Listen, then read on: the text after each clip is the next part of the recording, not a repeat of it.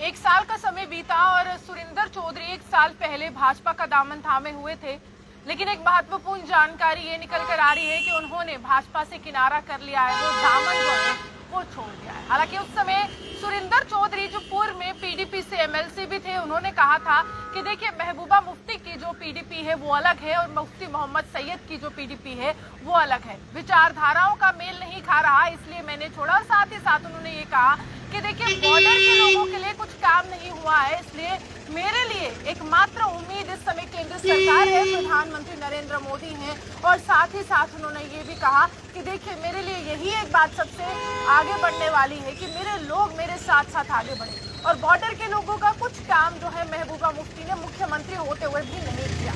लेकिन आज सुबह एक ट्वीट करते हैं सुरिंदर चौधरी, उसमें ये लिखते हैं गुड बाय बीजेपी, यानी कि आपको मेरा सलाम है बीजेपी, आपको जो है टाटा बाय बाय मैं कर रहा हूँ। उसके साथ साथ ये कहते हैं कि Ravinder Raina enjoy with your परिवारवाद एंड करप्शन। और ये ट्वीट मैं आपको दिखा देती हूँ, आप ये ट्वीट देखिए। आज सुबह ही सुरिंदर चौधरी ने ये ट्वीट किया है कि रविंदर रैना, आपको जो आपका परिवारवाद है और आपकी जो करप्शन है यानी कि जो भ्रष्टाचार है, आप उसके मजे लीजिए, आप उसके साथ एंजॉय कीजिए।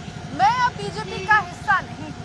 हालांकि आपको ये बता दें कि पिछले कुछ समय से रिश्तों में जो थी कुछ खटास भी देखी जा रही थी और कुछ इस तरह के बयान भी सुरिंदर चौधरी क्या रहे थे, जिससे ये स्पष्ट हो रहा था कि सुरिंदर चौधरी जिस तरह से दमखम से एकदम शामिल हुए थे भाजपा में, वैसा उनको देखने को नहीं मिला। और सुरिंदर चौधरी अपने लोगों के लिए वहां पहुंचे थे। हालांकि आपको ये भी बता दें कि सुरिंदर चौधरी ने ये भी कहा था कि मैं डेली वेजेस को रेगुलाइजेशन के लिए आगे बढ़ते हुए देखना चाहता हूं, लेकिन ऐसा कुछ भी नहीं हुआ है। उम्मीदें जो थी वो धरी की धरी रह गई। और आज रविंद्र रैना को ये कहता है कि आपको आपका भ्रष्टाचार मुबारक हो, आपको आपका परिवारवाद मुबारक हो, यानी कि ये सीधा कटाक्ष भाजपा पर है, प्रदेश अध्यक्ष पर है। और यही कहते हैं कि अब भाजपा से किनारा कर रहा हूं और भाजपा के साथ अब मेरा कोई नाता नहीं है, भाजपा के साथ मेरा कोई संबंध नहीं है।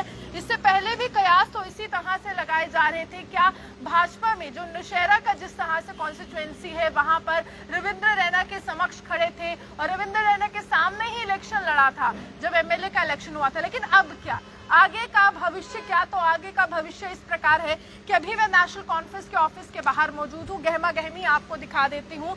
और गहमा गहमी इस प्रकार है कि ये कयास लगाए जा रहे हैं कि सुरिंदर चौधरी आज सुबह ट्वीट करते हैं कि हम किनारा कर रहे हैं, और दूसरी तरफ ये कहा जा रहा है, हालांकि अभी इसकी पुष्टि तो नहीं हुई है, लेकिन इस तरह की बातें हैं, इस तरह की बातों की चर्चा शुरू हो गई है कि आज उमर अब्दुल्ला जो है वो जम्मू पहुंच रहे हैं, जम्मू कश्मीर के पूर्व मुख्यमंत्री, और उनकी मौजूदगी में सुरिंदर चौधरी जो है वो आज नेशनल कॉन्फ्रेंस का दामन जो है वो थाम सकते हैं।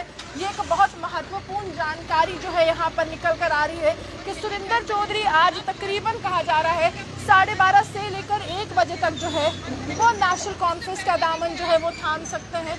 और आज जो गहमा गहमी इसी प्रकार जो है वो देखने को मिल रही है। लेकिन ये बड़ी खबर है कि भाजपा से किनारा कर रहे हैं, विचारधाराओं का परिवर्तन हो चुका है, मेल नहीं खा रही है। पहले पीडीपी, उसके बाद बीजेपी, अब कहा जा रहा है नेशनल कांग्रेस।